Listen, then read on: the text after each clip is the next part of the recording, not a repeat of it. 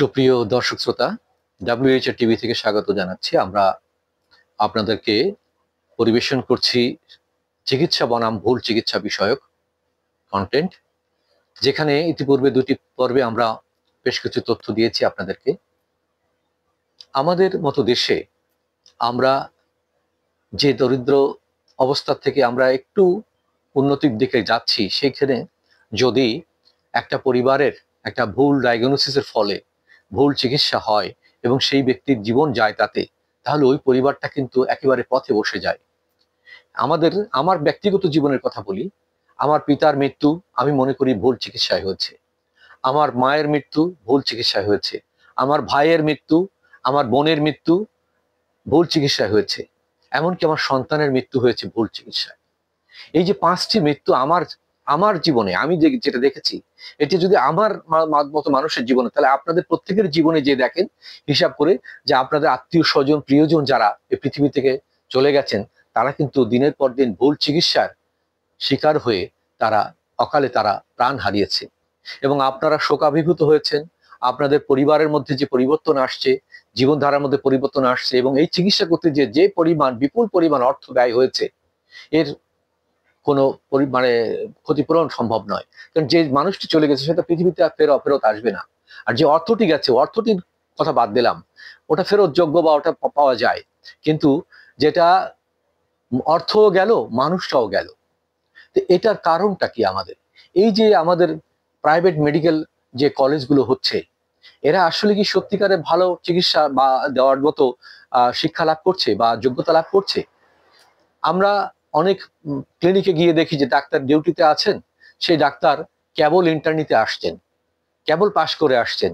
তার কিন্তু রোগী দেখার মতো তার অভিজ্ঞতা, তার যোগ্যতা, তার দক্ষতা কিছুই নেই। তাকে কিন্তু রাখা হয়েছে ডিউটি ডাক্তার হিসাবে। এবং ওই ডিউটি ডাক্তার, তিনি ডিউটি ডাক্তারের থেকে তিনি যে প্রাথমিকভাবে যে একটা পেশেন্টকে, ধরেন হার্ট অ্যাটাকের পেশেন্ট হোক অথবা বা ইমার্জেন্সি কোনো পেশেন্ট হোক, তার যে চিকিৎসাটা দেওয়ার দরকার, সেই চিকিৎসাটা সে সঠিকভাবে না দিয়ে যদি ভুল চিকিৎসা দেয় ওই তাৎক্ষণিকভাবে, তাহলে কিন্তু ওই মানুষটা প্রাণ হারায়। তাহলে কিন্তু একটা পরিবার পথে বসে যেতে পারে। কিন্তু আমাদের অধিকাংশ ক্লিনিকগুলোতে গেলে দেখতে পারি আমরা যে সেখানে ওইসব ইন্টার্নি করা প্রাইভেট বিশ্ববিদ্যালয় থেকে বা প্রাইভেট মেডিকেল কলেজ থেকে যারা পাশ করে আসছে, তাদেরকে সেখানে বসানো হয়েছে। এবং সেখানে আরো মানে ভয়ঙ্কর যে চিত্রটি আমরা দেখি, তার আশেপাশে চারিদিকে কিছু দালাল ঘুর করে। এই দালালরা কি করে? আপনি যখন সরকারি কোনো মেডিকেল কলেজে নিয়ে যান, সেখান থেকে রোগীদেরকে ভাগানোর জন্য দালালরা বিভিন্ন রকমের প্ররোচনা দেয়। দালালরা বিভিন্ন রকম প্রলোভন দেয় যে ওইখানে চলেন, ওখানে ভালো চিকিৎসা আছে, ওইখানে কম মানে পয়সা লাগবে, এরকম অনেক কিছু বলে টলে তারা অনেক ভয় দেয়।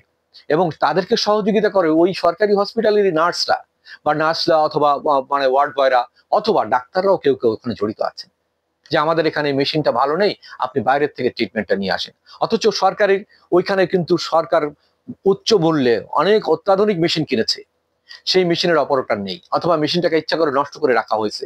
কারণ ওইখান থেকে গিয়ে যদি তারা বাইরের থেকে ডায়াগনোসিস করে, সেখান থেকে একটা কমিশন ডাক্তার পাবে, এই নার্স বা এই যে মানে যে দালালরা তারা কমিশন পাবে। কিন্তু যদি ওখানে টেস্টটা হয়, সেই কমিশনটা এগুলো পাচ্ছে না তারা।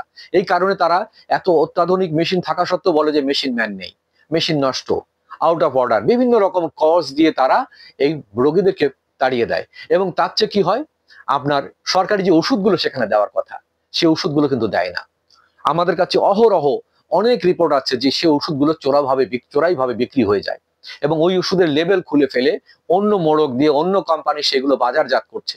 নামমাত্র মূল্যে সরকারি ওষুধগুলো বিক্রি হয়ে যাচ্ছে, কোটি কোটি টাকার ওষুধ বিক্রি হয়ে যাচ্ছে। অথচ সেই ওষুধগুলো কেনা আপনার আমার পয়সায়, আপনার আমার রক্ত পানি করা পয়সায় সেই ওষুধগুলো কেনা। আমাদের সেই ওষুধগুলো পাওয়ার অধিকার আছে, হক আছে। জনগণের সেই অধিকার, এই মানবাধিকার বলতে যা বোঝায়, এটাও কিন্তু একটা বড় অধিকার। সে অধিকার বঞ্চিত করা হচ্ছে। এই বছরের পর বছর ধরে আমরা স্বাধীনতার পরে এই বৃত্ত থেকে, এই কুচক্রের, এই দুর্দশার চক্র থেকে আমরা বেরোতে পারলাম না। আমরা এদেরকে রুখতে পারলাম না, আমরা এটা ভাঙতে পারলাম না। এই দায় তাহলে কি আমাদের সবার না? এত রাজনৈতিক পরিবর্তন ঘটে, এত সরকার আসে, এত সরকার যায়, এদের কাছে সবাই জিম্মি আমরা। কেন জিম্মি বলেন? কেন আমাদের এই দুর্ভোগ পোহাতে হবে? কেন একটা গরিব মানুষ সেখানে গিয়ে সঠিক চিকিৎসা পাবে না, সঠিক ডায়াগনোসিস পাবে না, এবং সেখানে ওষুধ পাবে না, তাকে দ্বারস্থ হতে হয় উচ্চ মূল্যে চিকিৎসা নেওয়ার জন্য প্রাইভেট ভুল চিকিৎসা, প্রাইভেট ডায়াগনোস্টিসের কাছে এবং প্রাইভেট আপনার ডাক্তারদের কাছে যে নিতে হয়, ডাক্তার ওখানে খুব ব্যস্ত, ঘাস ঘাস করে দুটো ওষুধ লিখে দুর্ব্যবহারও করেন অনেক ডাক্তাররা। একবারের জায়গায় দুবার জিজ্ঞাসা করে ডাক্তার বিরক্ত হয়ে যান।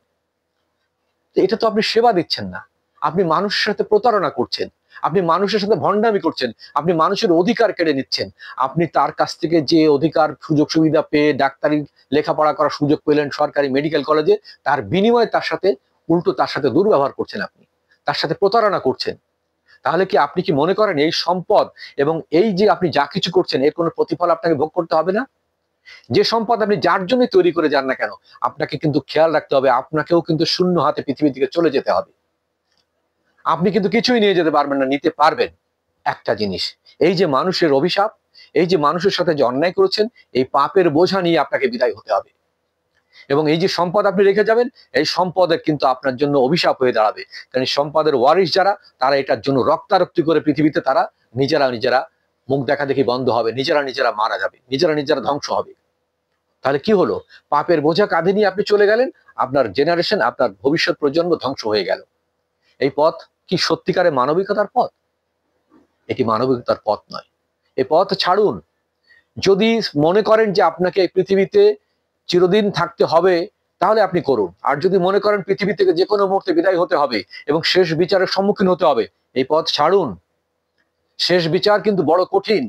সেই কঠিনে যত মানুষকে ঠকিয়ে, তাদেরকে কাঁদিয়ে, তাদের পকেট খালি করে, তাদেরকে পথে বসিয়ে আপনি টাকা নিয়েছেন, এই সব কিছু শেষ বিচারে আপনাকে বুঝে দিতে হবে এবং তাদের পাপের বোঝা কিন্তু আপনার কাঁধে চাপানো হবে।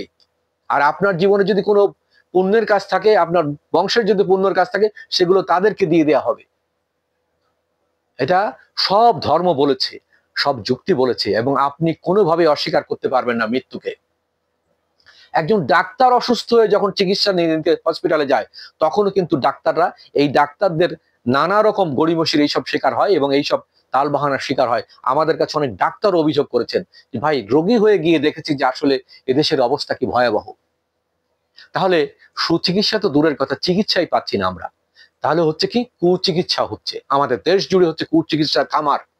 যত ডায়াগনোসিস সেন্টার, যত ডাক্তারখানা, যত চিকিৎসক, এর ম্যাক্সিমাম, আমি সবাইকে বলছি না, 2-4 জন ব্যতিক্রম অবশ্যই আছেন। ভালো ডাক্তারও আছেন, ভালো চিকিৎসক, ভালো নার্স, ভালো ব্যবস্থা আছে। তাদের সংখ্যা 70-এর মধ্যে পড়ে না, হাজারের মধ্যে 2-4 জন, হাজারে। তাদেরকে আমি স্যালুট জানাই, তাদের প্রতি আমার শ্রদ্ধা, ভালোবাসা। কিন্তু যারা এই ম্যাক্সিমাম, তারা তো আমাদের দেশটাকে ধ্বংস করছে, জাতিকে ধ্বংস করছে, আমাদের ভবিষ্যৎকে ধ্বংস করে দিচ্ছে।